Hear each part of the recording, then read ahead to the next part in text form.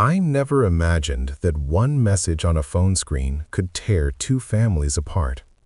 But the night I found it, standing barefoot in my kitchen at 1:17 a.m., I knew nothing in my life would ever be the same. The phone wasn't mine. It was my husband's. And the message said, "I can't stop thinking about last night. I wish we didn't have to hide." For a moment, I couldn't breathe. My chest tightened, my hands went numb, and the room felt too quiet, like the world was holding its breath with me. I didn't scream. I didn't cry. I just stood there, staring at the screen, realizing that the life I trusted was built on a lie. My husband, Daniel, had fallen asleep on the couch. He looked peaceful, safe, like a man who had nothing to hide. I woke him up. "Who is she?" I asked. He blinked, confused. Then he saw the phone in my hand, and everything in his face changed. He sat up slowly, rubbing his eyes like this was all a bad dream. "It's not what it looks like," he said. I laughed, not because it was funny, but because that sentence felt insulting. "Then explain it to me," I said, slowly. He didn't answer right away. That silence told me more than any confession ever could. Her name was Melissa. And what hurt the most wasn't just that he cheated, it was who he cheated with. Melissa was his brother's wife, my sister-in-law, a woman who sat at my dinner table every Sunday, a woman who hugged me at family barbecues, a woman who looked me in the eyes and asked how my marriage was going. The betrayal didn't just belong to me. It belonged to everyone. By morning, the truth exploded. Daniel's brother, Ryan, came over after I called him in tears. He thought someone had died. In a way, someone had. The moment I said Melissa's name, Ryan's face drained of color. He didn't yell. He didn't cry. He just stared at his brother like he was looking at a stranger. "How long?" Ryan asked quietly. 6 months, Daniel whispered. And that was it. Ryan punched him, hard. The sound echoed through the house, and suddenly years of family memories felt like they were shattering against the walls. Melissa arrived an hour later. She didn't know Ryan already knew. She walked in smiling, until she saw all of us standing there. The silence was unbearable.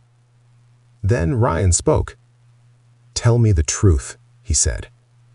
She opened her mouth and started crying. That's when the house exploded. Yelling, accusations, screaming, names I never thought I'd hear spoken out loud. Melissa said it just happened. Daniel said he felt unseen. Ryan demanded answers he didn't want to hear. And I stood there realizing something terrifying. This wasn't just a mistake. This was a choice, repeated over and over again. By the end of that day, 2 marriages were destroyed. But the real damage was only beginning. The families took sides. Daniel's parents begged us to handle it privately. My parents wanted me to leave him immediately. Ryan's parents blamed Melissa. Melissa's family blamed Daniel. Holidays turned into battlefields. Birthdays were canceled. Group chats went silent. Decades of family history were erased in weeks. And in the middle of all that chaos, Daniel wanted forgiveness. He said, "I made a mistake, but I still love you." I looked at him and realized something heartbreaking. Love isn't always enough. Trust is what holds a marriage together. And trust was gone. Ryan divorced Melissa within 3 months. Daniel begged me to stay.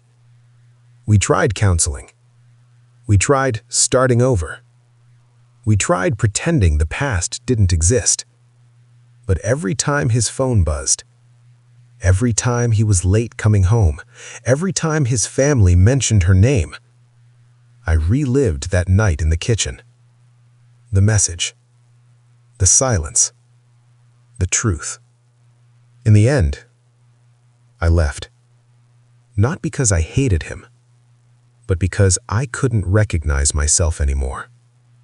The woman I had been, confident, secure, trusting, was gone. And I needed to find her again. It's been 2 years now.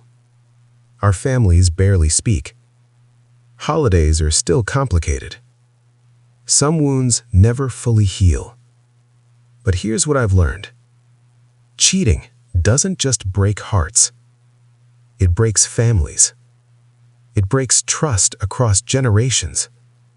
It leaves scars on people who did nothing wrong.